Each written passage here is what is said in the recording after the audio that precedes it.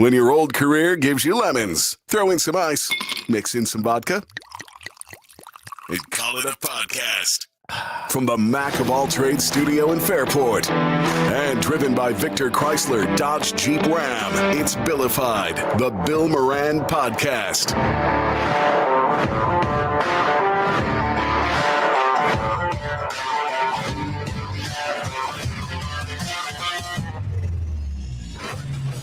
Well, hello and welcome. Thank you for getting your pod on. Thanks for telling your friends and your co-workers, your enemies, all about the podcast. We'll take it all. Right, Danny? We'll take it all. You're going to hate this. You got to listen to the whole thing, though. Yeah, your enemies. If you tell your enemies, yeah. Wait for it. Wait for it. Wait Oh, for I hate it. those videos. Wait for it. 4 minutes later. Okay, I'm still waiting. Yeah. We'll be doing lots of fun things in the next week or so. Looking forward to it. Yeah, I know. I don't You know. got a big holiday, a couple big holidays coming up. Yeah, President's Valentine's Day. Valentine's Day, Yes. President's Day, instead of Valentine to your favorite president. Yep. President's Day. Been reading about presidents lately. Okay. What have you learned? Quite a bit. Okay. About what president? Here's my favorite tidbit from this book. Bill O'Reilly called Confronting the Presidents. There's a lot of mistakes in this book, and if I know the mistakes, then O'Reilly must have just wrote it together in like 15 minutes. But I'm not a Bill O'Reilly guy, but I saw the book. And it was cheap at BJ, so I grabbed it. Okay. I can learn about our presidents. Okay. Andrew Jackson Yeah. had a parrot. Mm-hmm. And apparently Andrew Jackson, we know that he was kind of racist and swore a lot. Yeah. And this parrot would Well, pick. he was a frontiersman. Yes, he was. He was a self-made guy. They literally had at his inauguration, they were swinging from the chandeliers, no lie, Mhm. and pissing on the walls. Yes. Yeah. Yes. It was, yes. Yeah. And so at his funeral, they had to escort the parrot out of the funeral because the parrot kept swearing and just repeating stuff that Jackson would funny. say in the White That's House fine. about everyone and everything. But Fuck you. my thought was, who brings a parrot to a funeral? I don't know.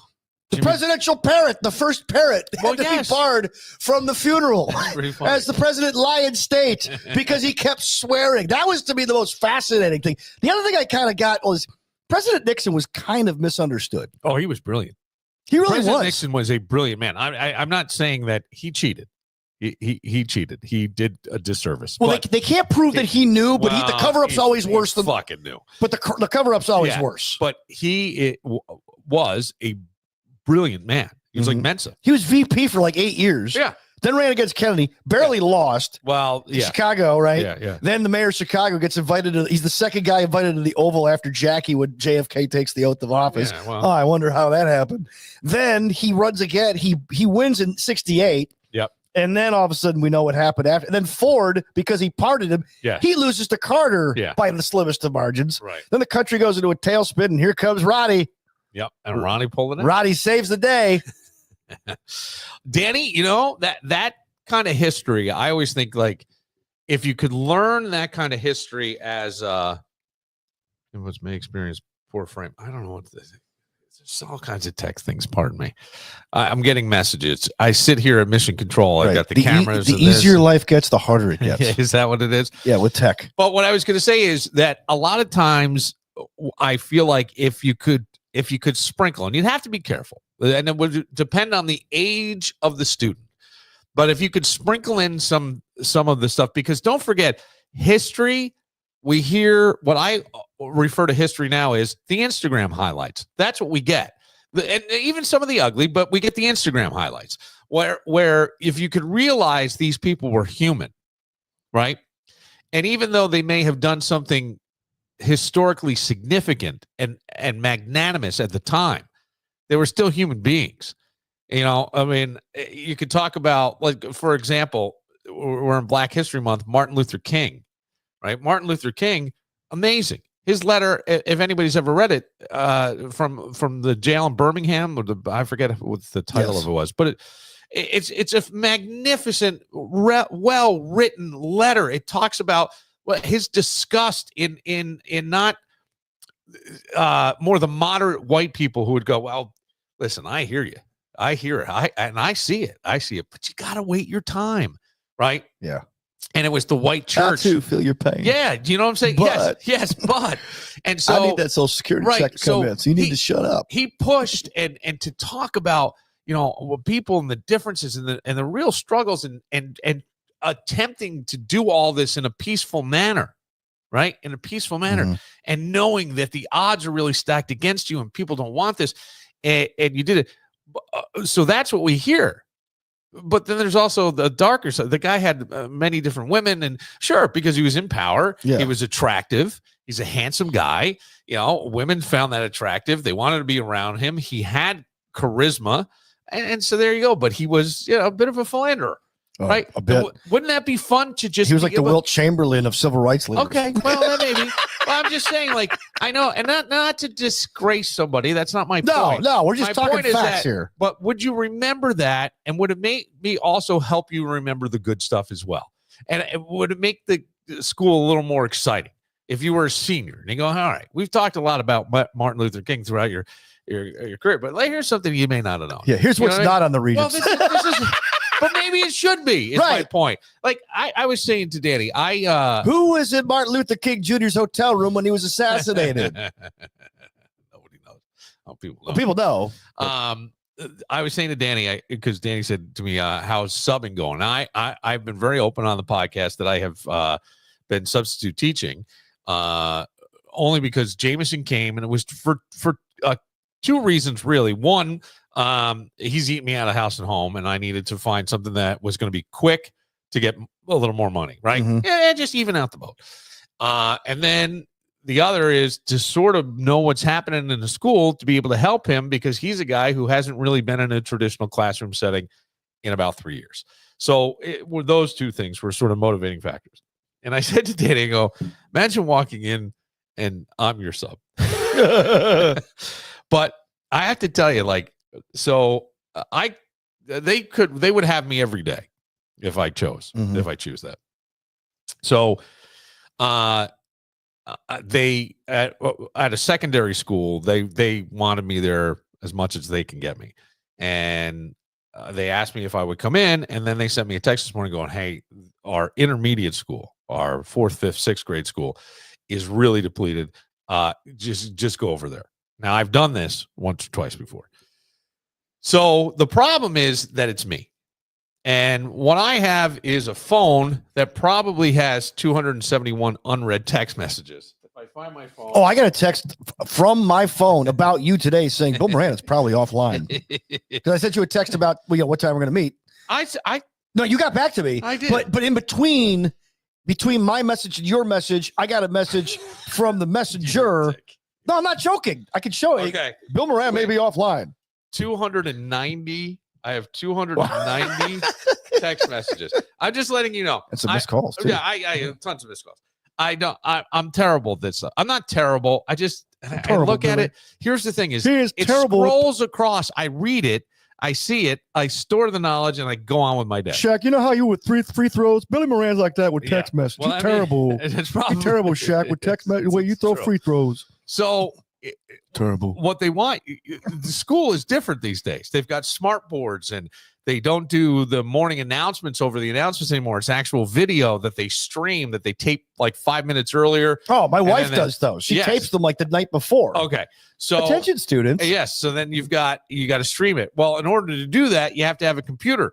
And in order to have the computer, you got to have a username and a password, which I was given and I never use. Mhm. I never Got use. 7 billion unread emails. I don't know. I haven't even gotten into the Mrs. Carter's retirement party's at 2:45. Make sure you bring a dish. There will be cake and ice cream. If you are allergic, there will also be a gluten-free cake. So fucking funny. So that's so Bill, funny. where were you? That, Why weren't you Mrs. Carter's you don't retirement? even get I don't even know. I got to tell you something. I don't know people. I don't know them. I say hi. I don't know. I don't really. interact Also, with if you have your permission slip, the flu shot van will be here from 1 to 3. Uh, Gotta have a pass. so I go to the intermediate school. In the in the secondary school, I can just, most of the kids are doing stuff. A lot of times I'm all over the place. I've been with kids that would be deemed special needs, and I've been with AP kids. I like them all. The AP kids Can't are tell the fantastic. difference. Well, Yes, I get the AP kids are fantastic, and I have like cool discussions with them. We talk music, we talk current event stuff. What was Whitesnake like, Mr. Moran? No, but Woodstock '99 has come up a few times, and I was there, so it's cool to talk to them. Yeah, it's just interesting, and I am not shy, so I kind of come in. Well, I've done sixth grade before, and these classes sometimes are co-taught. So somebody's homeroom will go for English and social studies to another classroom, and her classroom will come over for math and science. Well, I substitute taught once for the English and history lady. Okay, no big deal. So this time I show up and I'm going, the subplans are in the folder online.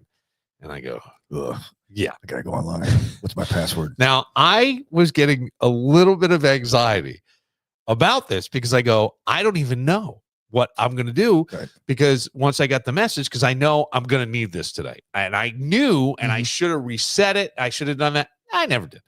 So now I get there, and I get there like an hour early, which is okay. So I go in and I talk to this other teacher, and she says to me, "Oh, I know who you are. You were the one who subbed for me, and the kids loved you. They thought you were great. Do they call you Mr. Mister?" And I said, "Yes." Carry on my way to You got travel it. the road that I'm gonna travel. I played the song for them. And And that's why they call me Mr. Mister. Yeah, because they went Mr. Because I'm so terrible at this that I don't introduce myself. The kids come in and I go, "Hey," and I'll ask them like, who had the longest, coldest wait at the school bus stop. So that's it. But I never introduced myself. So they go. One of the kids goes, Mr. And I go, "Oh, like the band from the 80s. That's good." And that's how it stuck. So when I came back in, they're all like, "Oh, Mr. Well, so now it's early. I got to go figure all this out. So I wind up trying to log in, and it says my stuff was dormant for so long that they discontinued. They locked out your. I don't know what it was. So now I got to go find the tech people. I got all this stuff. So we get it going. And in between, as I'm going down to try to figure this out, this lovely woman, a little bit older than me, stops me and says, I can talk to you about what they did in math yesterday. She goes, "I just want you to know where they are. This group, it's a handful." And I said, "Oh." I go, "Well, listen, I got to go figure this computer out, but I'll be back here. And when I am, we can talk." And she said, "Great." So I go down, get my stuff. I come back up, and the other teacher who was next door, who I'd subbed for before, she comes walking over, and this other lady, I don't know where she came from. She was like, just kind of, boom, she was there. Telebeamed in. And this woman says, "Yeah, I'll show you some of the things that the kids were doing." And this woman goes, "I was just going to help them, show them where we were with math." And the other lady basically threw up her hands, just went, "Great," and walked away. So I get in there, tell me all about the math stuff and the concepts and this. And then she looks at me. She gets very serious. She says to me, This group is a handful. This may be one of the worst sixth grade classes we've ever had." I've been teaching for 27 years. So it turns out that lady is a retired teacher. Oh, okay. But I didn't know this at the time. And she had subbed with them the day before. And gave her. I taught through the Reagan years. Yes, they gave her. This was the worst. She says to also me, the fattest. The worst. So I said, "Oh," I go, "I've had these kids once before." I go, "They were great." She goes, "Well, it's because you're a man. Oh. And you're tall." And I went, "Oh, I didn't know that had anything to do with it." And she's like, "Oh, yeah." She goes, they'll pay more attention. So we talked, and she's telling me, she's giving me the litany list. The kid that sits here cannot leave without having a written note from anybody. The kid over here, if he farts, you write him up. If the kid over here, if he sneezes sideways, you tell on him. Basically, I'm making a joke out of it, but it was basically a warning as to, get ready because they're coming. Sounds like you're getting ready to do CO work in a prison. They were fine. However, gear up. At one point, I'm doing a science. Get your stick ready. I'm doing a science thing with these kids, and we're talking, and they had just come back from lunch and recess. Do you think they're a little elevated? Absolutely, they are. They got a lot of energy. Yeah, a lot of stuff. That's why they usually give you gym after lunch. Yeah. So when it was recess, then lunch, then they're back. So now they're back. And so I got the kids and I start going around, and then I'm like, do you understand? And we're talking about why Australia has more incidents of skin cancer than a country like Brazil. And the reason is ozone layer. There's less ozone over Australia than there is over that, and UV rays get absorbed. That's what they get for England sending all the criminals there. Well, they stole the ozone. The other, that's it. And so it's just making me laugh. So I go around, I'm high five, go, yes, and we're high five and all this. One kid jumps out of her chair and it slams against the wall. And the wall is one of those folding walls that you used to have in gym class. All of a sudden, the teacher from the other side comes running over and she goes, is everything okay? And I go, oh, am I too loud? She goes, no. She looks around. She goes, oh, they're engaged. She goes, well, why? And this girl goes, I got up too quick and my chair. I go, I didn't even know what happened. But I'm like, you go into anything, take it away from just this example. Yes. But go into anything with a crappy attitude, you're going to have a crappy experience. Yes. And it goes back to everything I always say about your mind. And I just was determined to have fun with these kids. Are some of them, did I basically have to almost sit next to one kid to get him to do his work? Yes. Did I care? Absolutely not. Did the kid, I could make jokes. I mean, the kid, I think I don't know if he was embarrassed or not. This kid farted. I thought the walls turned purple. It was unbelievable. And I sat right in it for like 3 minutes helping him with a math problem. Yeah, you're like that guy. You're like Scott Hetzko doing the weather. Oh, we got a warm front coming in through here. It's wild. But I go, is it, I have a different theory that I will keep my mouth shut about. Oh, okay. But I'm not with them every day. Mm-hmm. So I get to come in and have fun. And I always figure it this way. I'm not here to upend the apple cart. I'm not here to try to get a job. I'm just here to have a little bit of fun. I've enjoyed this way more than I thought. I still get to do the podcast, which I love more than really anything doing. And it's all kind of worked seamlessly for me. And it's been nice because I've been able to, I got a lot of expenses being a formerly unioned man. You know what I'm saying? So, all right. So, but I went, wow, they're not this way. But when you're coming in and you're expecting, I think school's hard. And I think it's especially hard. I've said it to you before for young boys. It's hard to sit that long. Right. Like it's hard to sit and you got to pay attention to stuff. Dude, it's hard to do that now. And it's boring. It's boring. You don't want to do it when everything that you're stimulated by every video that comes out and every TikTok and everything. And now you got to sit there and you got to pretend like the ozone layer and the fact that Australia has higher rates of skin cancer. Who cares? Mm-hmm. You know what I'm saying? And yet, if you can reach them, that's why I go back to your history thing. Wouldn't it be fun to know that Andrew Jackson, they were swinging from the chandeliers and pissing on the walls. That's true. I think a lot of teachers, when they get out of college, the ones who want to teach. Okay, not the ones who got into teaching because they wanted summers off and all the perks of being a teacher, and they're like, I'll just put up with it. There's a lot of those. There's also the teachers that really want to make a difference and educate, and after about 5 or 6 years, they get so jaded. Well, I'm sure. I think that they just get resigned to it. It's not at all. I mean, I've lived next to teachers. Yeah, I'm married to a teacher. Yes, I've always said this. I go, you'll rarely see me wearing a jersey with a professional athlete's name on it. What we should do is wear jerseys with teachers' names on them. Because your teachers are going to have more of an impact on your life than you could ever imagine. But the other thing is, to your point, I come in, I don't have to get you ready for your test on Friday. I don't have to make sure that you understand this material. I don't need You're like a prostitute. Yes, exactly what I am. You're right. I am. Yeah. I'm like, hey, I'm paid bill to leave. Yes, exactly. So it's just, but yes, that's hard. So now you've got that breathing down your neck. Do you want the teacher Who knows experience? what's going on in your own life? Do you want the Regents experience? Well, I'd like the AP experience. If you can give me that. All right. Danny had some, we haven't seen him since. Yes, sir. But you asked me before the podcast. Yes. About, you asked me about, what'd you ask me about? I said, what would you do if you walked into your classroom and I was your sub? Oh, I would stand at attention. I'd pay respect because you look like someone who doesn't F around. Because even though I don't know you, remember? Yeah. I don't know you, but I see like, oh, he's tall and he looks pretty in good shape. You know what? I'm not going to F with this guy today. Well, but if the teacher's a female, we would always like screw off, and then she would lay the hammer down. We're like, okay, I'm not going to mess with her. We had a substitute teacher. Now I got to tell you the substitute teacher story. This woman, I don't know what she did. She was old when I got there. When I say old, like she had a face that if you took a brown paper bag and wrinkled it up and then made a Muppet, you could have made her. And I can't remember her name, but she was delightful. And she traveled all over the world. She wore big rings and like big stones that she got from Bermuda and stuff. And she would tell you these stories. But she was old and she had a stark white hair and she was blind in one eye. And I had a nickname.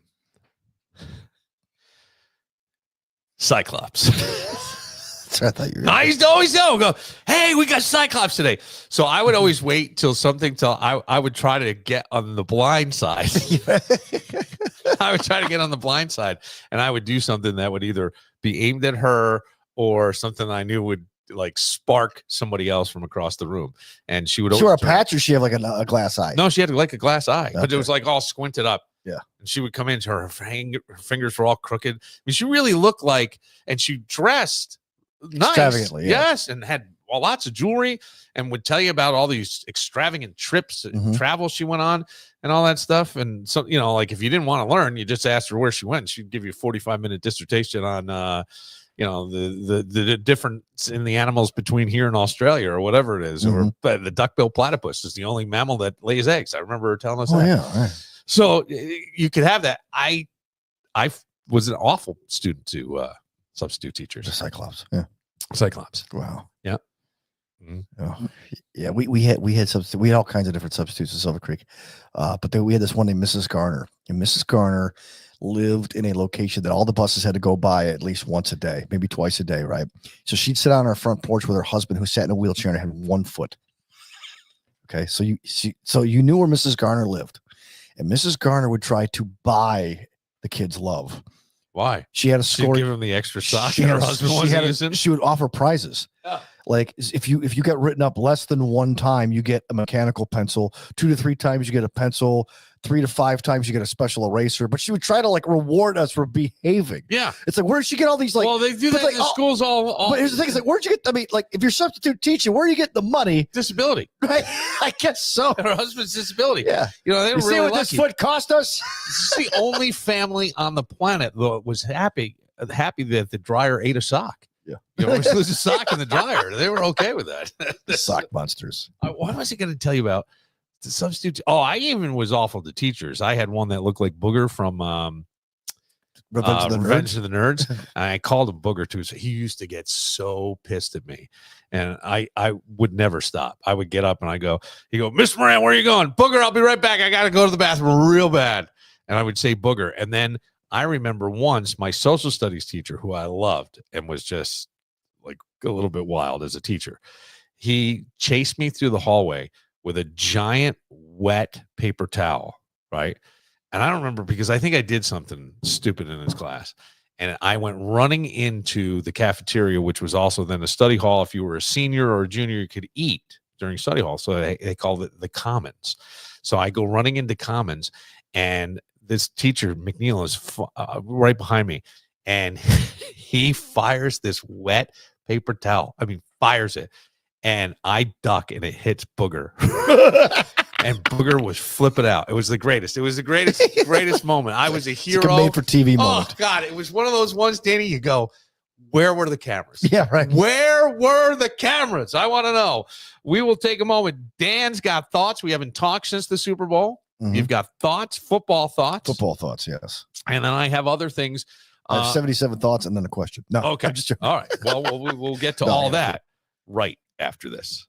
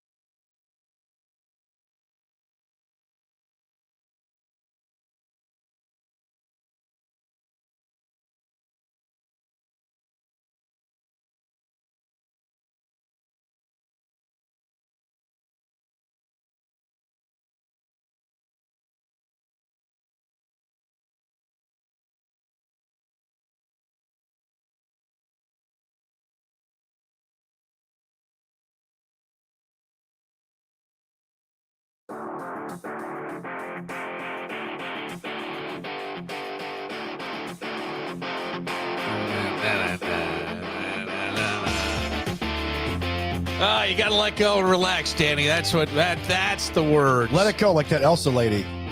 Yeah, exactly. Isn't that movie with the cold and the frost? What is it called? Frost? Yes, you sound like That was a Disney movie with the two. Frozen. Oh, is that what it was? Yes, it's Frozen. Yes. You've seen it with your nieces. No, I haven't seen it. I've heard about it. You've seen it with your nieces. I had to buy an Elsa toy for my niece once. Danny, I will say that as Buffalo Bills fans, I don't believe the Bills would have been able to beat the Eagles. I think the Eagles were unstoppable. And I think Jalen Hurts, a lot of people criticize, well, they haven't been doing this all year. They bottled up Saquon, and there were more weapons. And I thought Jalen Hurts showed how good he can be. Howie Roseman, and it took him a while to do this, and the Eagles could have lost him, and they didn't. The general manager. The general manager, right, is the best personnel guy in football. And you could make an argument.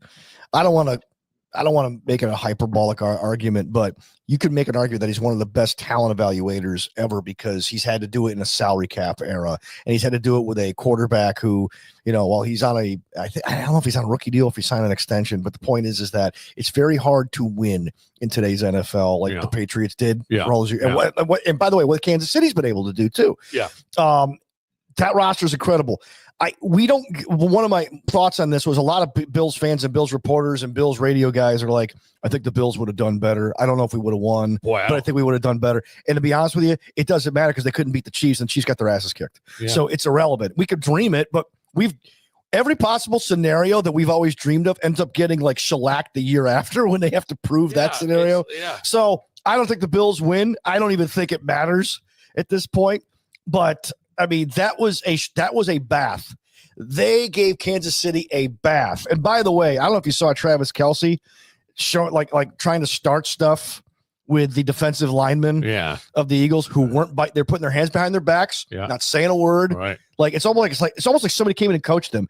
Here's what they're gonna do. Yeah. Here's what they're gonna say. Don't respond. Just get through this. It felt like Kansas City wasn't as prepared. And the only thing that I would say is Patrick Mahomes, I mean, look, one of the things I enjoyed about Patrick Mahomes was he didn't stop competing.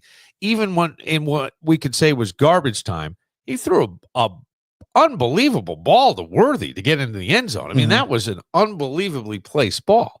So, and just showed the two of them. I love the fact that they never stopped competing.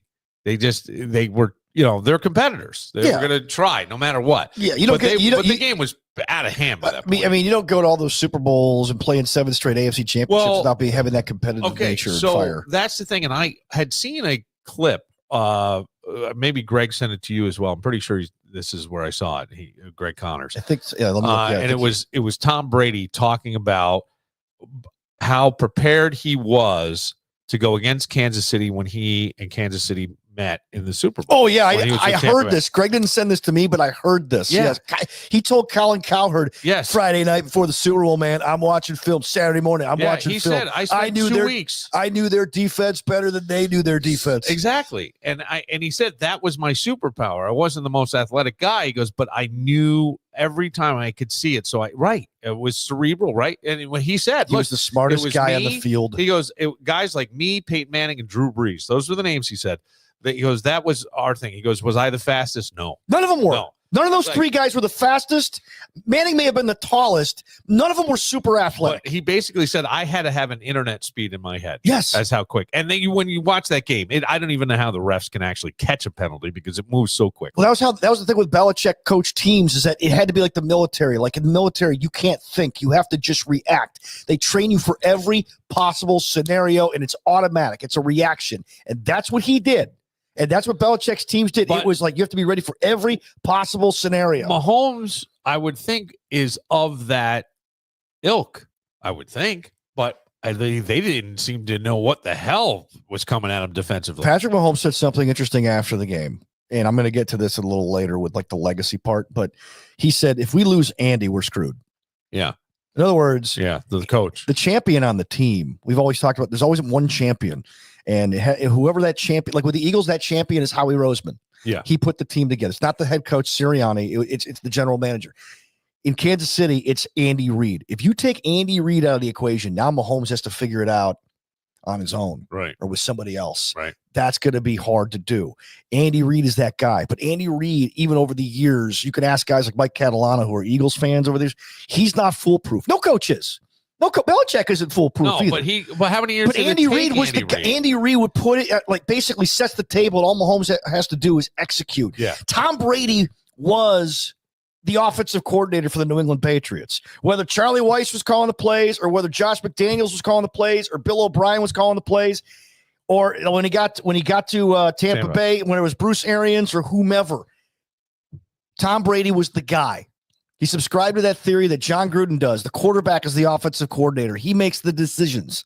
And Patrick Mahomes, like, is a hell of an athlete and a great thrower. He's a heck of a quarterback. But when it comes to the cerebral part, he may be missing something, because he didn't see anything coming in this game. Yeah. Nothing. And by the way, sacked 5 times? Yes, I think 6. The defensive coordinator for that game was Vic Fangio. He was like, yeah, watch out for Fangio. Mahomes was 8-0 against Fangio before that game. 8-0. 8-0. It's not just the scheme. It's the players. When Fangio was in Denver, Mahomes would beat him routinely. In Miami last year in the playoffs, Fangio was the defensive coordinator in that ice cold game where Tua was like frozen. Remember, he looked like frozen fish. You know, they actually played a decent game, the Miami defense. He just didn't have the players. Now he's got the players. And when he's got the players, look out for the scheme, okay? And Mahomes had no answer. He had no second gear. He had no second, Colin Cowherd called it a second pitch. He had no second act. Right. The Bills even developed a second act later on against the Chiefs in that championship game. They needed a third one. They didn't have it. Mahomes didn't have a second act in that game. That's where the cerebral part comes. You can't just go to your boy Kelsey and go, just get open, I'll throw it to you.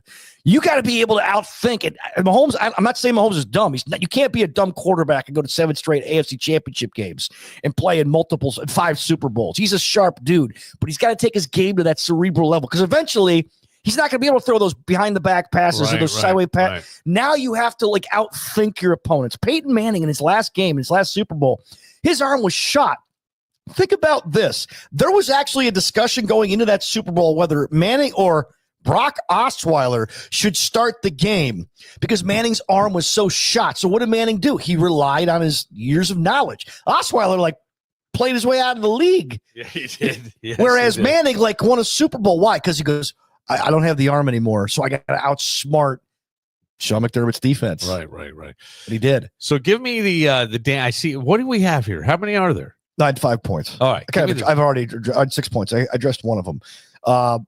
Actually, a couple of them. The Bills being better, we'll never know. Yep. So it's not even worth discussing. I hear that. Radio guys spent hours. What the Bills have done, it doesn't matter. They weren't there. Shut up. Okay. Move on. All right. Number 2.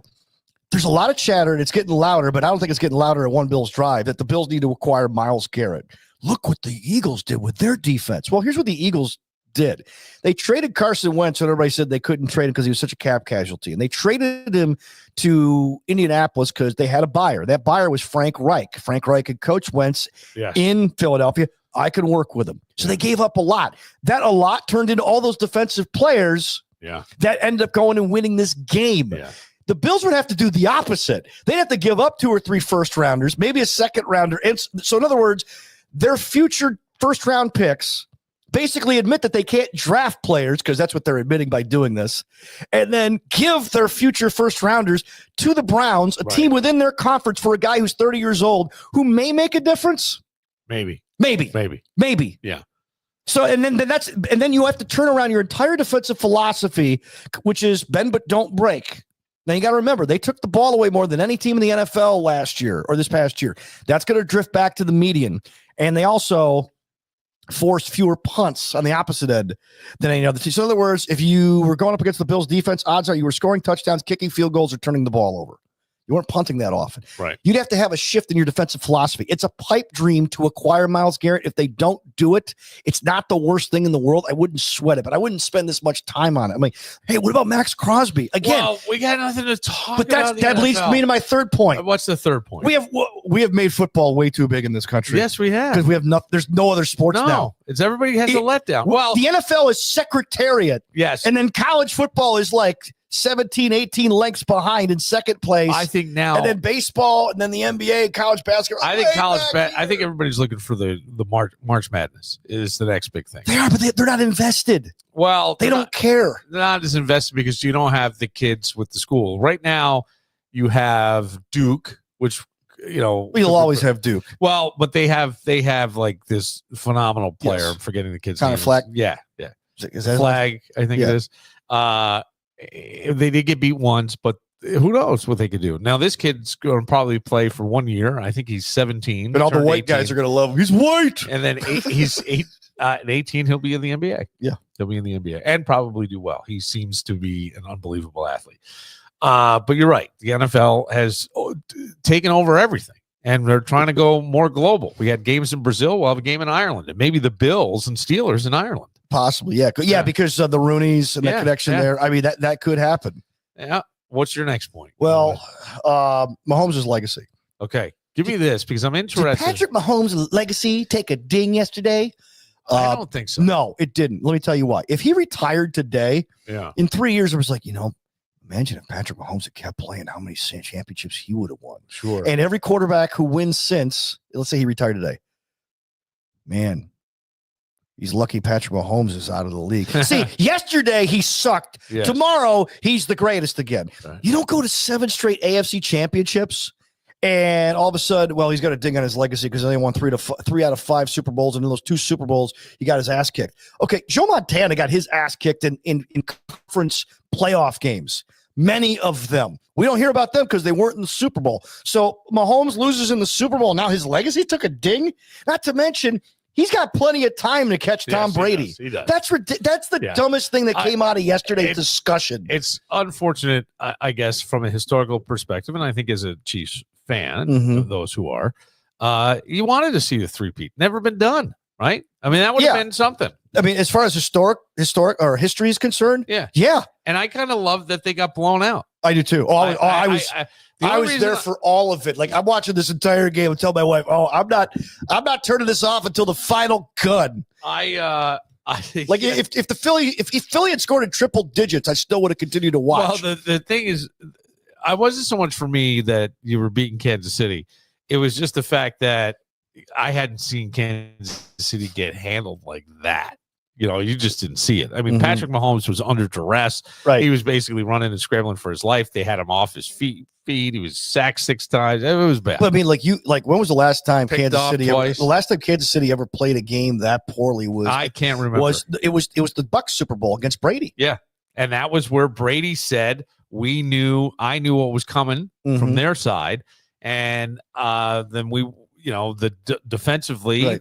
the Tampa Bay wasn't bad. Right. They had good players. Now, here's the other thing. We mentioned Howie Roseman, the general manager of the Eagles, who built this thing. Okay. They almost lost him. He was the general manager when they hired Chip Kelly, and Chip Kelly wanted total control. So Jeffrey Lurie goes, "I'll split the difference. Let's give him what he wants. You stay in the organization. You don't move. I'll pay you what you're making now, but you don't leave. Yeah. If he screws up, I'll give you the keys back to the castle, and you can build this team in your image. I won't interfere." Yeah. Kelly sucked. Well, he did okay for a while, and then he ran out of gas. Bring Howie Roseman back in. He wins 2 Super Bowls. He beats the Patriots, the previous dynasty, and then he beats the current dynasty Yeah. in the Chiefs. On the flip side, Brett Veach is all of a sudden getting criticism for not building a good Kansas City Chiefs team. Oh, he's a great general manager, but I'm like, okay, was that your opinion at 6 o'clock or was that your opinion at 10 o'clock? Right. Sure. Okay. And by the way, Losing sucks. if he sucks, and this came out of Buffalo, if he sucks as a general manager, or if he's not as good, or he didn't build as good a team, what does it say about your general manager? Right. Sure. So watch what you say, because that's an indictment of Brandon Beane as much as it is about Brett Veach. It's fair. I think that's fair. But these guys in Buffalo, they don't listen to the words coming out of their mouth, Why do you get so mad at them? because I That's know the every greatest- word that comes out of my Yes. mouth. No, you don't. Yes, I do, Oh, Billy. okay. I speak truth here. Okay. Give me the last point. Did I get all? We got the Fangio, we got the Veach, we got the Mahomes legacy, and Yeah. Miles. I got it all. Okay. I got it all, Billy. I'll ask you this. We have a football problem in this country, though. We do have Because a now it's like, football. what do we do? What do we do? But I Like, feel like I remember the days. You and I remember the days in the '90s where, when Duke was number 1 Yeah. in basketball before the season started, Christian Laettner was getting on the cover of Sports Illustrated in November, which, by the way, is the heart of football season. That's how big college basketball used to be. And then Jordan would get into it in December. That's how big the NBA used to be. And then the World Series would get on the cover. Now it's just football. Well, SI is really irrelevant. But the point is now it's all NFL, NFL. Hey, how about the draft coming up? I mean, are you serious? It's freaking February. Well, I mean, this is what we that's dangerous. We got to have something else to like. Yes. And something will. The pendulum always swings. I mean, I love baseball, but man, like today was the first day of pitchers and catchers for the Yankees. I'm like, I'm not interested. So, Danny, I do have to ask you about the halftime show.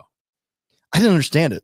Okay. I didn't understand a single word. I heard something about Drake getting owned. Yeah. I don't know what that's all about. Sure. I saw Samuel L. Jackson. I'm like, what's in your wallet? Yeah. You know, I was waiting for him to like utter one of those catchphrases from his movies. It was a lot of symbolism in there, and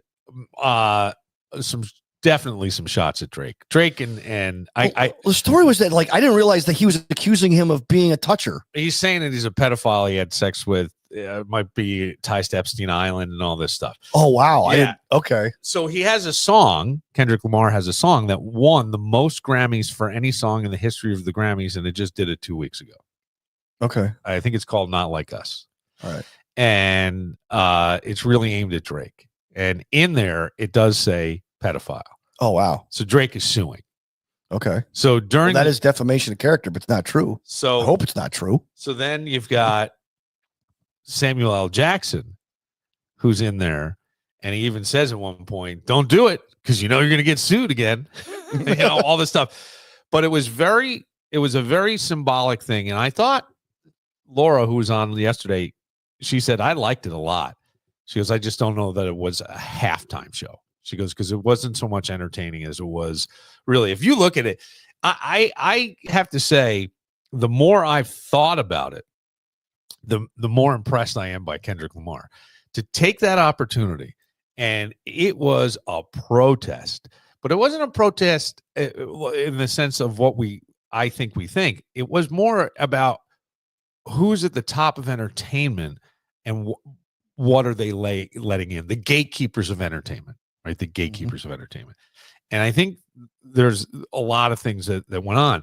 He had, it was, all black people, right? Dancers and all. And at one point they formed the American flag. And the thing that I was taken from this as I looked at, because I too did not understand some of the lyrics when he slowed down. I had said even yesterday, I have one of my favorite albums is his To Pimp a Butterfly.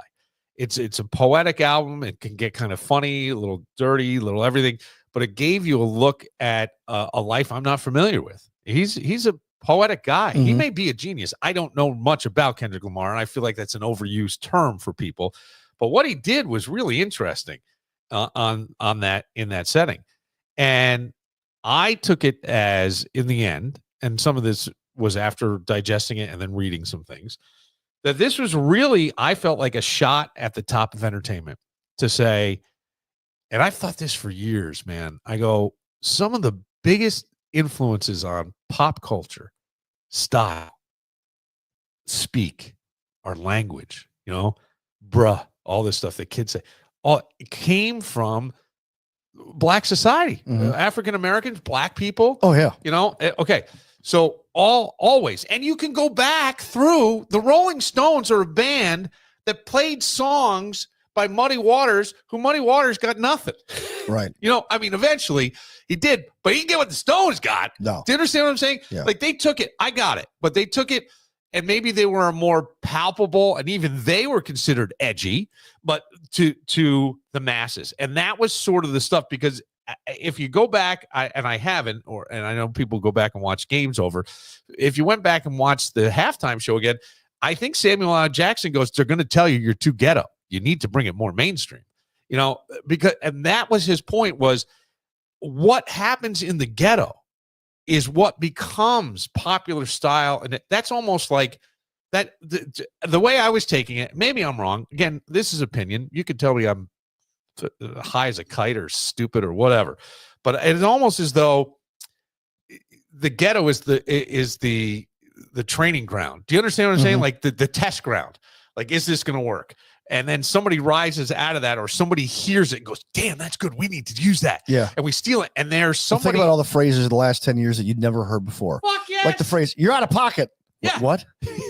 I had to look that up. You know how many phrases in acronyms I have to look up? I once used out of pocket on purpose because I was so pissed. Like, I figured you'd be out of pocket all day. Yeah, like, what's that mean? Well, but Like, you're right. yeah. But how about the cool shit that we have in pop culture? Mhm. A lot of it. I'm not going to say all of it, but a lot of it, because I'm sure someone will go, well, this didn't. I don't know. But a lot of it came from Black society, Black Yes. culture. Biggest influence: style, fashion, lyrics, music, genres, jazz, blues, rap, all of it, right? Okay. So his point with this was Drake is also a shill for the people. The gatekeepers are only letting certain entertainment through. They just want to appease you and be happy. I want to make you think, and I want to make you see it. And I said yesterday, and I don't know if people agree with this or not, but before I get to that, I want to address the Stephen A. Smith. I don't know if you saw what Stephen A. Smith said. No, I just saw that he liked it. But Stephen A. I mean, I just saw that Stephen A. Oh, he didn't? Well, I don't know. I don't know. He could have liked it. But at one point, as I'm watching with my son, I go, is that? No. Serena Williams? Yeah. And it went so quick. He goes, no. And then he goes, yeah, she's crip walking. She did a crip walk. It's a dance. Okay. Okay. Now, Stephen A. said on television that he would consider divorcing if I'm married and my wife is going to join trolling her ex.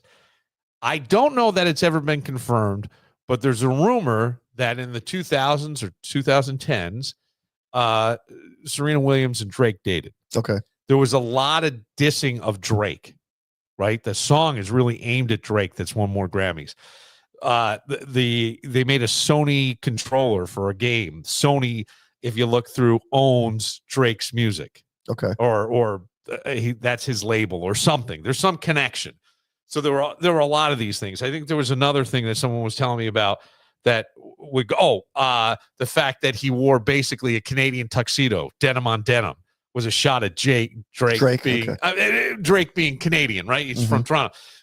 Whether or not that's true, I don't know. We could go super deep on things. Maybe it was true, maybe it wasn't. Here's what I do know about Serena Williams. Serena Williams in 2012, when she won Wimbledon, did the crip walk and got in trouble. Okay. Which is all part of Lamar's point. She's from Compton. The crip walk was developed in Compton. Okay. She did something that was distinctly Black culture in a very white event and got shut down. And I think that's why he wanted her there to do the crip walk. Oh, okay. To the song. And I'm sure the either rumored or real tie to Drake by her is probably adds fuel to the fire. I'm not going to deny that. But I think it was more about the crip walk and the control. She won. She did a crip walk. Who gets they were offended. It became a big deal. And his point is, but it's all from Black culture. You'll shut it down here, but now over here it's okay. You can't control things like that. And that was sort of his thing. And I said yesterday, okay, I feel like in a way, although I'm sure many people wouldn't agree with me, could you make a comparison between Kendrick Lamar, this performance, saying our entertainment is controlled by people and they're shutting down certain things or stealing certain things and sort of controlling it. It's the same as what President Trump has come in and got. I'm getting rid of the corruption. That's basically what he said. I'm going to go in and drain the swamp. And we see all kinds of things in the news now, right? Of money that they're seeing that they feel like was misappropriated and the millions of dollars and all that. Maybe it's going to happen. USAID. Yeah, but do you understand what I'm saying? Okay, that stuff. Could this be a similar thing where he's going, entertainment bullshit, man? You can't control it like this. You can't let certain things in or steal certain things from us. Yeah, I think that was what I felt like. I think that, like, and again, like I barely paid attention to it. I mean, I watched, but I was into my phone when this, because it's not my style of music. Yes. I couldn't understand it, but I didn't like poo-poo it or anything. I really didn't. I had no love what you just said. I had no opinion on it. It's not my style of music. It's not my style of music, and I'm not going to form an opinion. Yeah, I have no opinion on it.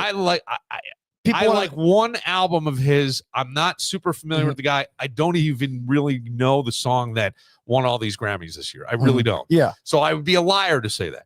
But I go, oh, what's this guy doing? This is a protest. I'm Mhm. watching. I go, this is a protest, but it's not a protest against America. And it's not a protest against white people, black people. It's a protest It was a against the protest. bureaucracy, ladies and Yes, the gentlemen. control. That, The since you've control. explained it like that, That's how I saw it. that really kind of reminds me that, let's put it this way.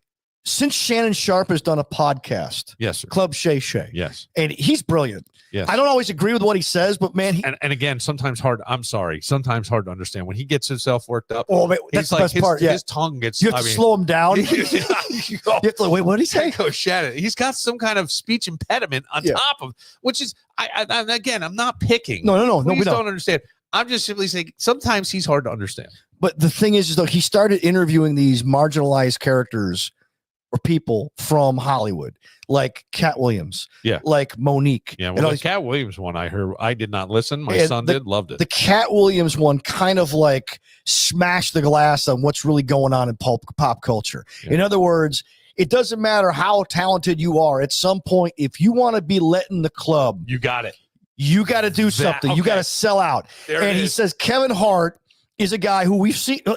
When was the Sold last out. time you really watched Kevin Hart and thought, man, he's really, really funny? Sold out. Not really. Like when you and I worked together, and Tommy, we'd have comics come in, and what do comics do? They all talk about other comics, right? Yeah, yeah. And they all have like, I'd never heard the words Kevin and Hart come out of anybody's mouth. All of a sudden in 2019, this guy's everywhere. Well, And the point is that, well, why is he everywhere? Why is Lady Gaga everywhere? Why is this person and this person and this person? Because But we're not hearing about Cat Williams. We're not hearing about all these other people because somehow they did something to get into the club, well, right? no, I'll tell you. And I think that's where Kendrick Lamar Okay. may be coming from. That is exactly it. You are so right. And what I would say is, I'm not even sure that some of these people knew they were playing the game, but they did soften their act, or they weren't as, forgive me, but the term would be as black or as ghetto, right? Which is some of the stuff that influences the very things that Mhm. most of us love. If something's happening right now in an urban center, something that we're not going to see for another couple years. Yeah. But now, like all the Speak and the Saggy Pay, all that came out of prison, these things all eventually got into the popular culture, but they all started on the backs of black people. And that was sort of what I think this was about. And I think what you just said is right, because Cat Williams would be termed edgy, Mhm. but black edgy. Yes. So we got to be careful with that in America. You understand? And I'm not disagreeing where Kevin may have softened himself a little bit going, hey, man, if you just, all could be as an agent just going, Kevin, drop some of the language and do this, and they're going to put you in this movie. Well, how could you not? And by the way, fame. I think don't it give a might shit. it might even be beyond that, but I know what you mean. I know what you're saying. But fame is also addicting. So I'm not blaming Kevin Hart. I can't say Kevin Hart necessarily sold out or didn't. But I see that Cat was a little more true to who Cat was. Cat wasn't willing to change who he was, and Kevin was. Mhm. And I think, but there's nothing wrong with that. There's just, to his point, one is well known in certain culture, and Kevin Hart is known in more in every I culture. want you to think about this, okay? So, ever since Oprah became Oprah, we've always been looking, not we, but America talk show audiences, they're looking for the next Oprah, right? So who was the next Oprah? Well, they tried to make it Rosie O'Donnell, right?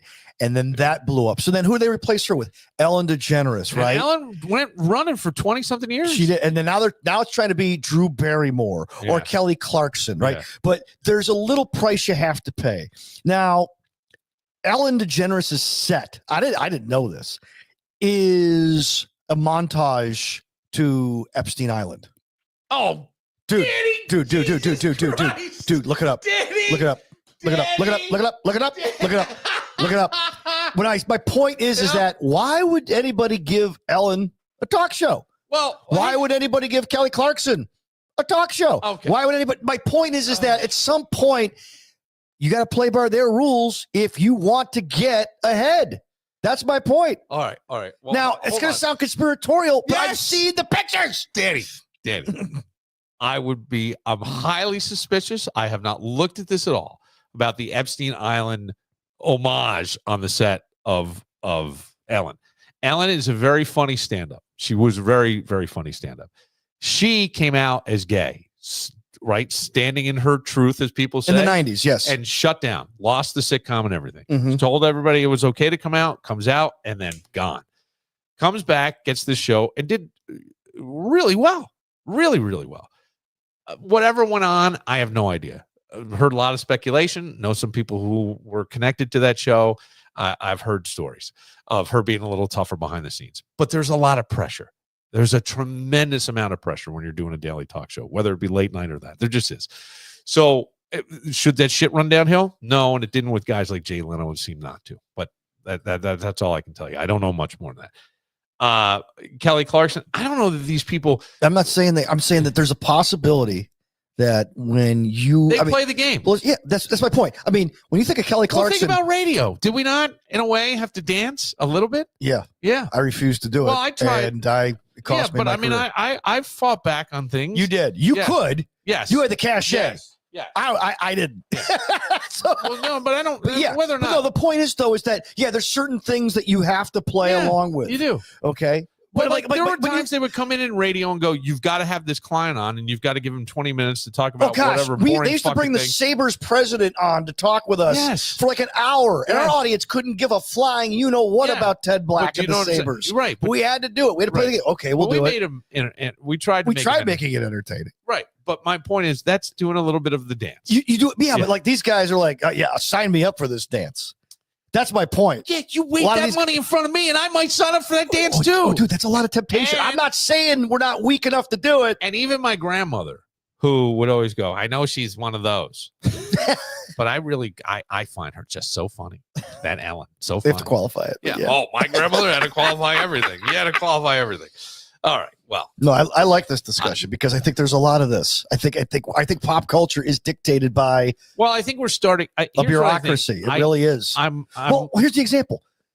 I'm sorry. I don't No. want to keep going on No, no. belabor the point, but Beyonce won all these Grammys. She won Grammy for Best Country Album. And the story was that the Grammy Awards are all the votes are pretty much like, you vote for my people, I'll vote for yours. It's all bought, it's all paid for, and everything else. But at the end of it, and then she acts all shocked that she won the award, like she couldn't believe it. When the reality is, it's all rigged. You talk about the Kansas City Chiefs and the refs. That's nothing compared to what goes on in Hollywood. The thing is though, is why do we care? They care. That's why they care. are we? It's all part of one big bureaucracy. Someone is holding the puppet strings. Okay, but here was my thing that I was starting to say. I wonder. America spoke with their votes. Mhm. I wonder if things are changing. People don't want to be controlled. They don't want the boogeyman in the sky telling them what to do. Right. They don't want the big brother type, and I'm using just examples that maybe this is what it is, but we want to know what's happening. We Mhm. want the word transparency. exactly. The word transparency is used a lot, Mhm. and I think that's it. And I think it's not just with our politics. I think it's with our entertainment. I think it's with our education. I think it's everything. I think they want. I think people, we Mhm. as a society, want more transparency, and I think that's much what this last election was about. Oh yeah. I really do. I feel like that was the thing. Whether you agree, disagree, whether you voted for President Trump or not, my point is at this point, he is the leader, and let's just see what happens. Yeah. Let's just Let's see what wait and happens. see, man. All I've said is this, and I know that people will probably cringe at me for saying this. It seems like there's a certain percentage of less crazy with Trump this time. Yeah. I haven't seen him calling people names necessarily, although after the Super Bowl, he did go Trump. So maybe I'm wrong. What did he do? He just went on about, Taylor Swift, one of the worst artists in the world. And I got there were so many applause, so many. He's always Right. got to. He does He's that. got to do that. But there he's hasn't gotta been do the that. name calling Yeah. as much. There hasn't been, I called Joe Biden and told him when Yeah, yeah. you were at the Super Bowl. I was at the Super Yeah, Bowl. yeah. I had two tremendous quarterbacks. They were great. Yes, They were yes, great. You know, Saquon Barkley's father was a boxer. He was a fighter. I'm a fighter too. Oh, I fight for the American people. Okay. All right. We'll take a moment. Something that if your health plan had this, would you, or if, let's Yes. put it this way. Let me Yes. rephrase that. If you were up for a couple of different jobs and it came down to which benefit package is better, if this was part of the benefit package, would you go to work there? We'll get to that right after this.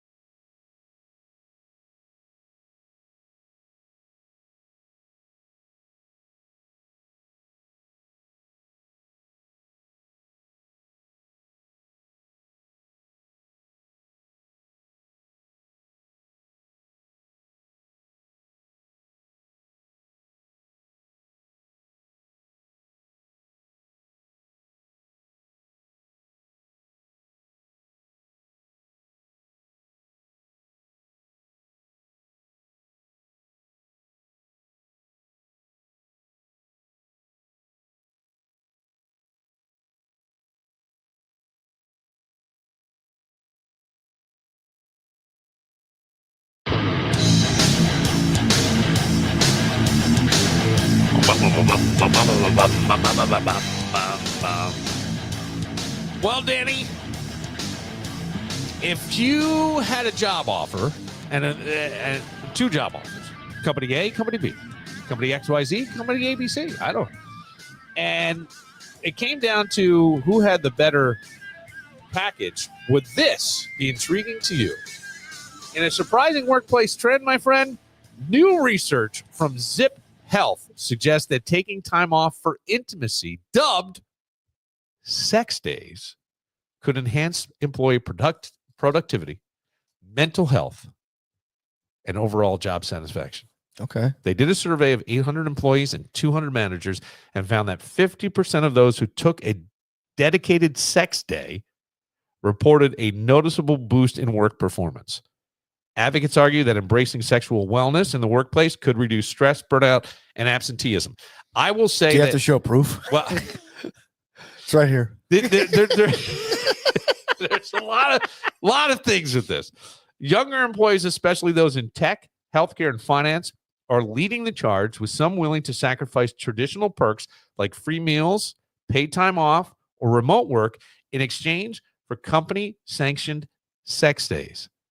Notably, 20% of employees would even consider switching jobs, that's my point, if another employer offered this benefit. Meanwhile, the lack of such policies has led some to sneak in workplace rendezvous, with 14% admitting to having sex while on the clock or on the job. Okay. Currently, only 3% of companies offer sex days. But 15% of employers are open to the idea. As workplace wellness programs evolve, could sex days become a mainstream benefit? Here's my question. Should companies embrace sex days? Isn't that a personal day? Aren't you allowed like a personal day? Here's my Is only this thing. in addition to vacation time or personal time? Yes. Or I mean, like, Yeah. So I took a sex day and decided to go to Del Lago and gamble. I went golfing on my sex day. No, I was planning my sex day, but my wife and I got into a heated argument, and I just spent the day at Del Lago. Yeah, That would be right. that's how that goes. But should I, as part of their wellness initiatives, should companies do this, or is this a step too far? Here's the thing that I would say: if I have to check off on my why I'm taking the day, or I have to submit, and it has to be approved. If you work for a company, Mhm. they got to approve it. So unless you're really sick, you can call in that morning. But if you're looking for like a personal day, you got to have it approved so people know it's on the calendar. They get people to cover for you, all this shit. If you had to put in for a sex day, and then, I mean,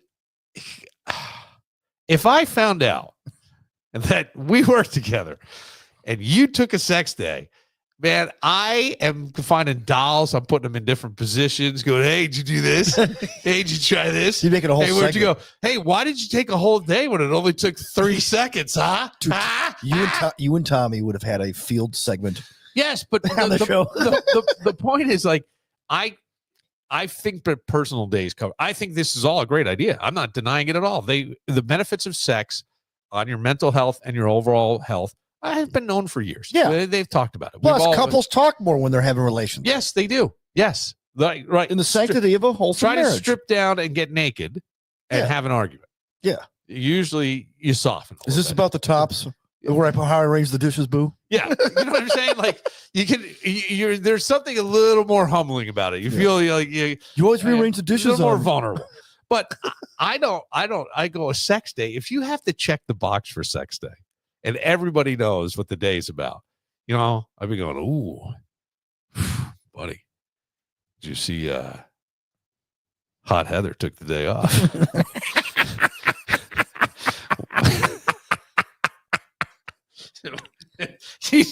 That's all it has Hey, to Heather. begin. Hey, How was your 3 day? Yeah. How was your 3 day 3-way?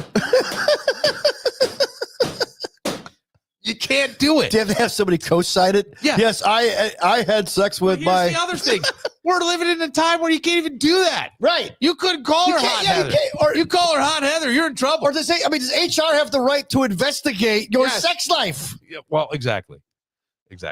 That's what I'm saying. Can you I don't- imagine like when we worked at Entercom, Lori Hoover? Okay, so if you check this box right here, if you had the sex day, okay, and I have to have Sue approve it. Well, Oh God, I would have Bill loved Moran, I heard you were having sex last night. sex. You heard it all the way over where you live, huh? Man, I really got it, don't I?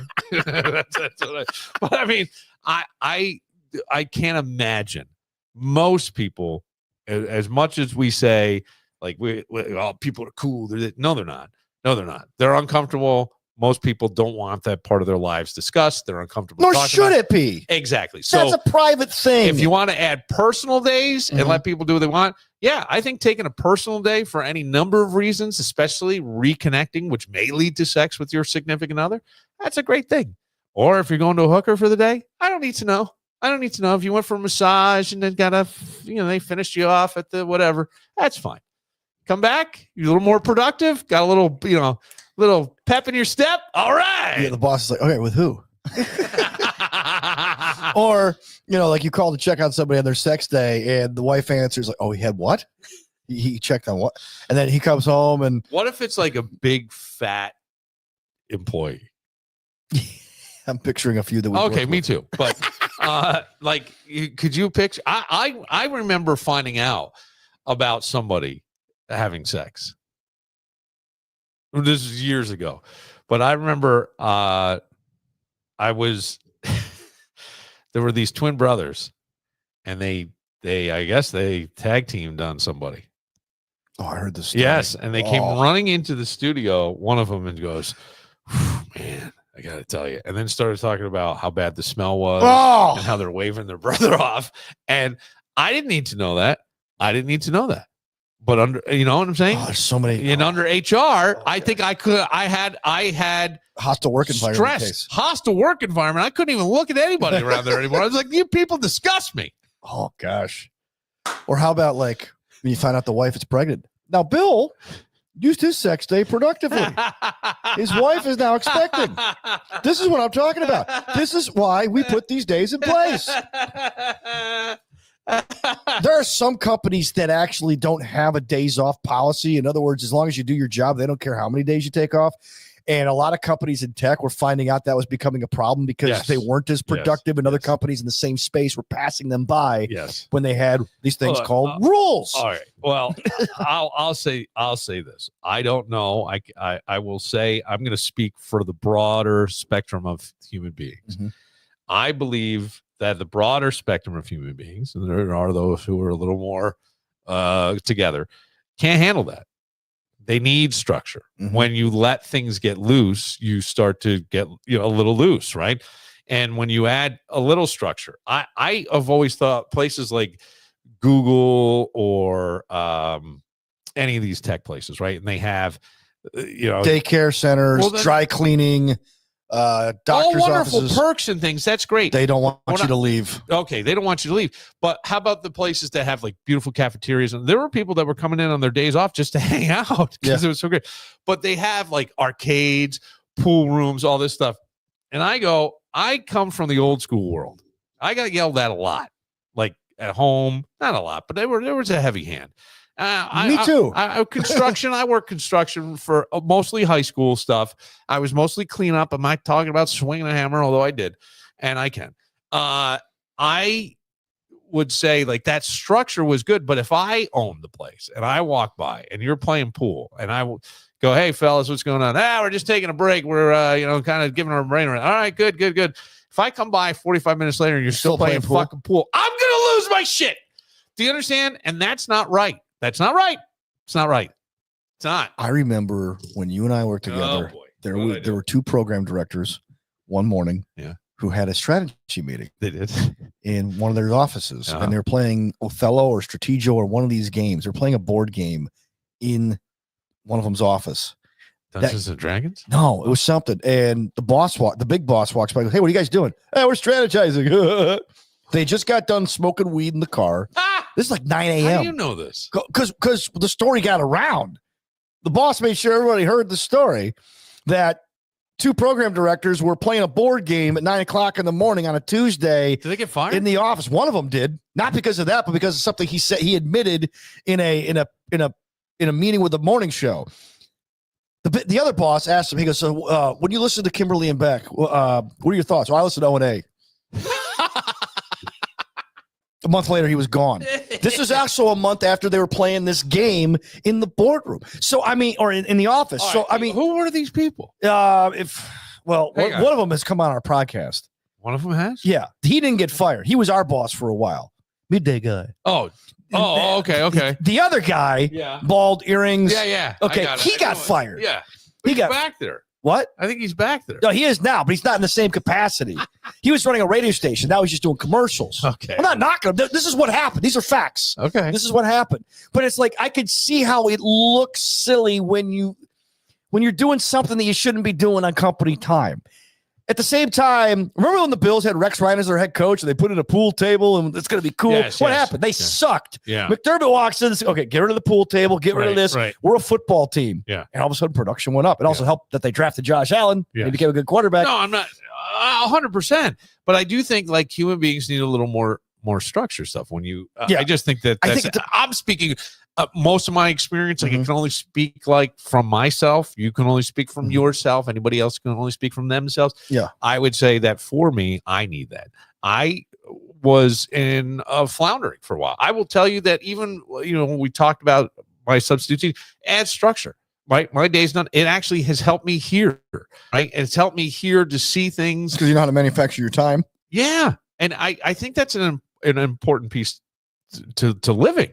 Mhm. Right, you got to be able to do stuff. But I think taking a day to knock boots, call it a personal day. Don't Yeah, call it don't a do sex- that. I mean, Because when when or if you could incentivize people to earn extra days off. right, but when Fat Fran takes the day off, Oh, no, every time somebody takes a day off. sex box. No, Fat Fran checked the sex box. I mean, she told everybody, "I'm taking a day, baby. Me, I'm gonna get some tonight. Woo! And again tomorrow morning."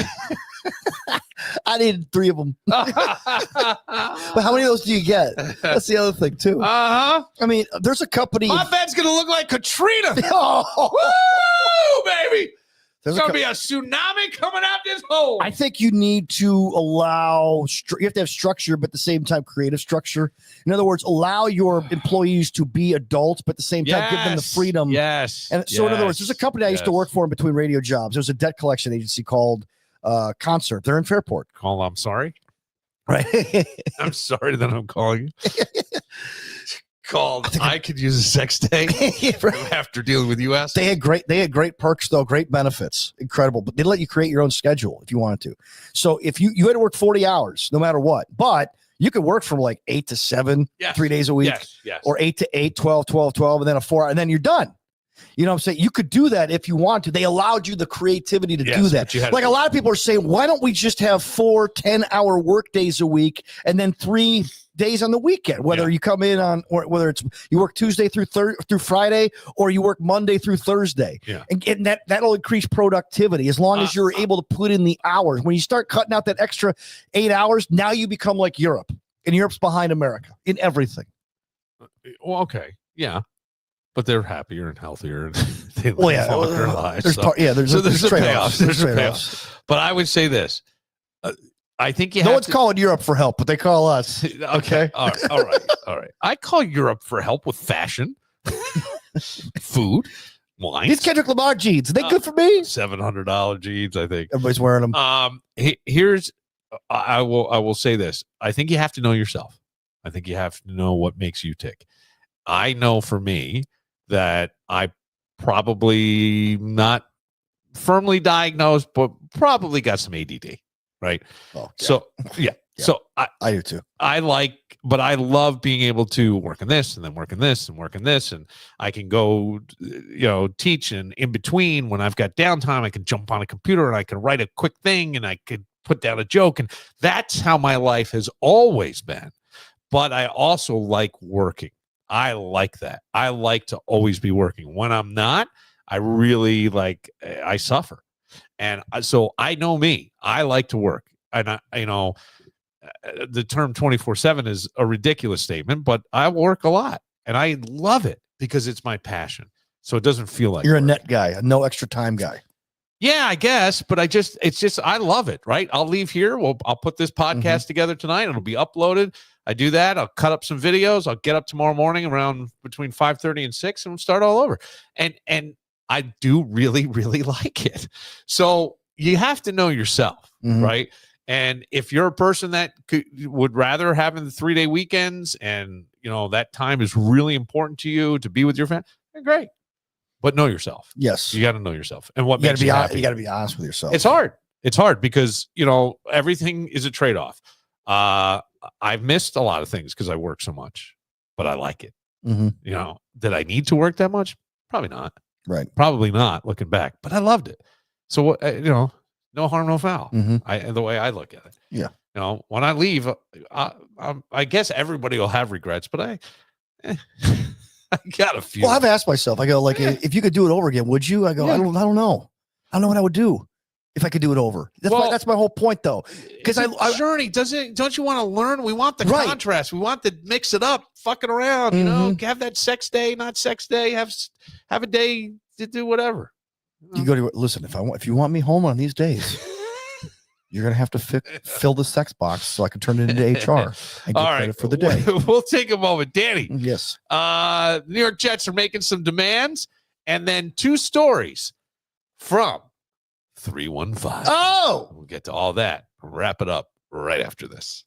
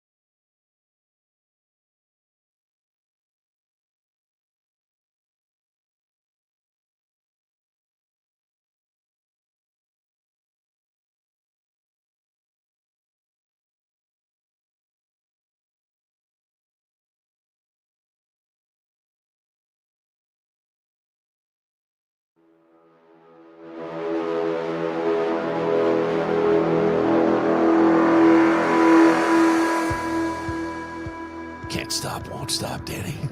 That's right, buddy. is this Kendrick Lamar? No, no. I just been playing generic stuff. Oh, okay. There's a reason why, but we'll get to. Oh. I burst out laughing because I get these alerts from TMZ. I will read you the alert. Yeah, but I just get. I don't know why. I don't know what I turned on the computer that it pops up. Like there are times where if I turn or I'm away from my computer for a while, I'll come back and I'll get bing, bing, bing. And they come in stacks of 3. So then I delete, I close, I get 3 more. I think there was one day there were 27, 35, 40, I don't know, alerts from TMZ. But this one that just came in, I burst out laughing. Mandy Moore. I remember her. Okay. Still acting. Is she? Yeah. Okay. She was in Us. I have no I idea. believe she was in that show Us. Mandy Moore blasts Amazon for dropping off packages at in-laws burned down home. And I fucking lost it. Like I go, that's really funny. But then I go, what's Amazon going to do? Right. I mean, It's a dumb thing. Like, it's burned down. I wouldn't leave the package there because clearly I don't know when they're coming back. So I don't know. Amazon needs to come up with some policy.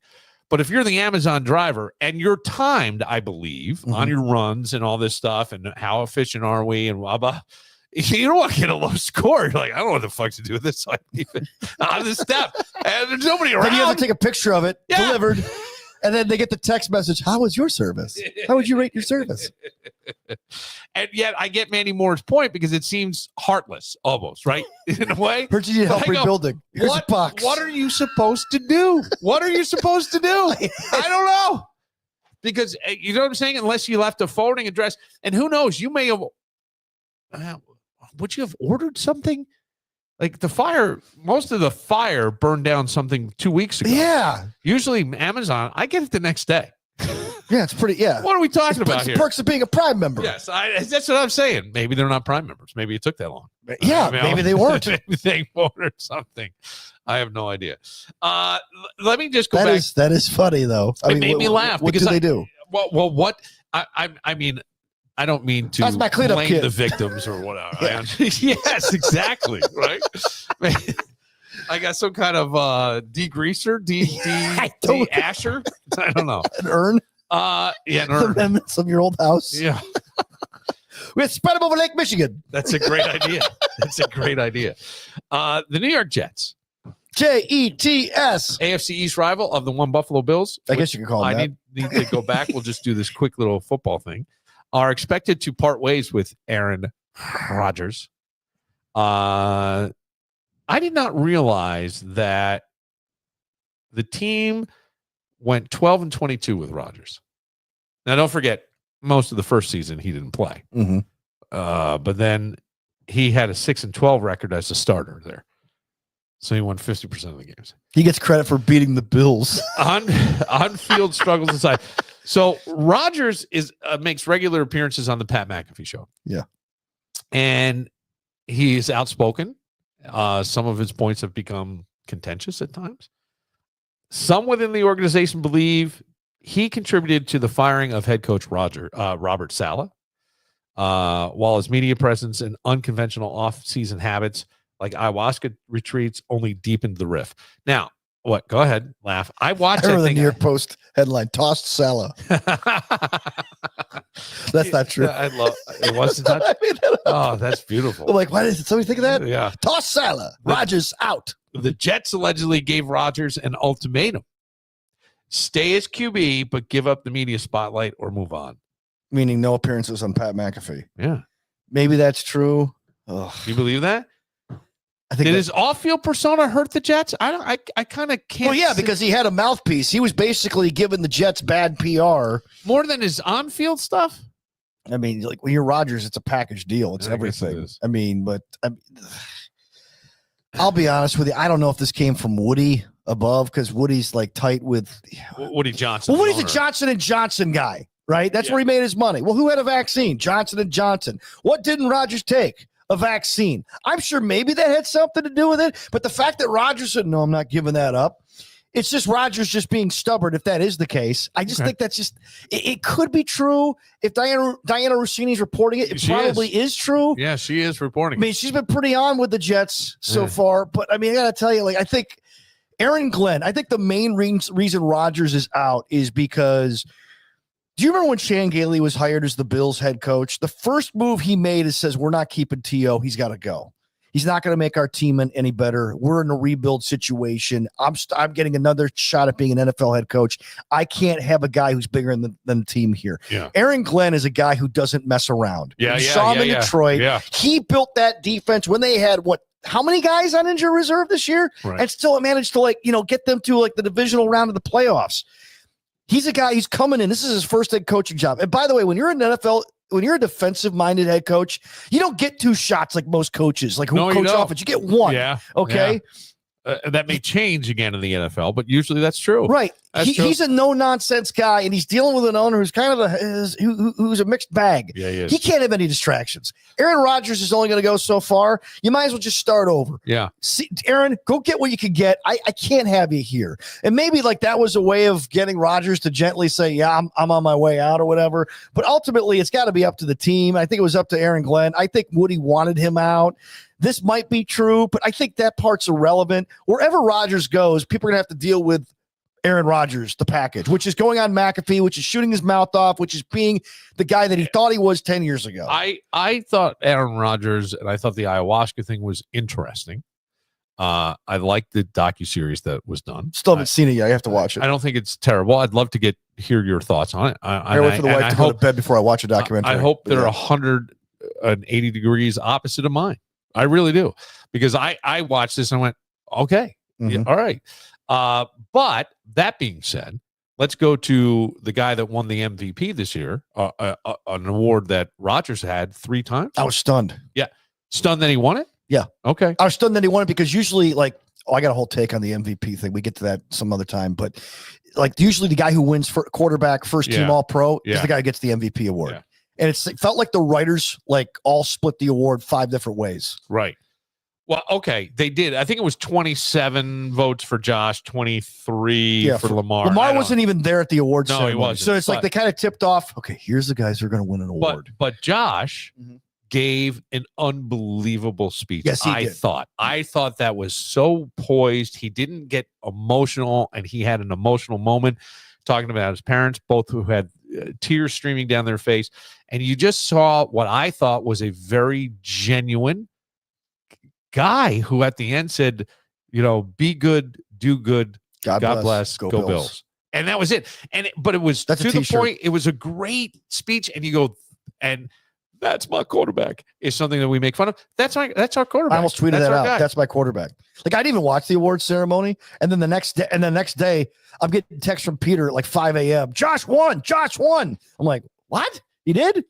Because usually pattern is not the case. And so I was proud of him. I was happy for him, but now he's a target. Now he's an MVP, so now he's got to follow up. Yeah. Right. But okay, fine, whatever. We'll deal with that then. If we're going to compare what we just said about Rodgers to Josh Allen, we got a good deal here. Yeah. What a guy. And by the way, like, he defied all expectations. The family support, the love, the balance. He's got a high profile girlfriend. Like, all-American dude. Jackson says to me, my son Jackson, who not always into sports and stuff, goes, and he's married to an Avenger. Well, she's not an Avenger yet, but I guess she plays a certain role that maybe get into the Avengers or something. Well, Jameson just came in from basketball practice. Do you know what I'm talking about? What up, dog? Yeah, she's an actor in one of the movies. Yeah. What's the matter? What happened? Just got her at practice. All right. They're always really irritated. When you went down on the court? Yeah, that's what happened. Yeah, it happens. All right. Suck it up, Buttercup. Okay. No, I'm just joking. All right. No, Allen's, if you could, I mean this with the utmost sincerity. If you could build an athlete in a lab, it would be Josh Allen. Yeah. From his temperament to his athleticism, right, to the way he deals with people, to the way he just carries himself. And here's the thing. You got to be careful when you put athletes on a pedestal, because we've been let down collectively so many times. People thought Tiger Woods was that guy. He was the exact opposite. People thought Michael Jordan was that guy. He was the exact opposite. There's so many people, but he was a douchebag. Yeah. Really. I mean, dude, like, bad. Yeah. At the end of the day, though, you hope that like Rick Riley once wrote a column about Shaq. He goes, "Thank you, Shaq, for never being a douchebag." Yeah, he was just a big, lovable guy. Right. Always doing the right thing. And I hope that continues. To this day. And it's very hard to walk that line. And so far, he's walked that. He's the perfect quarterback for Buffalo. Yes. A team in a franchise in a city that needs somebody like Josh Allen.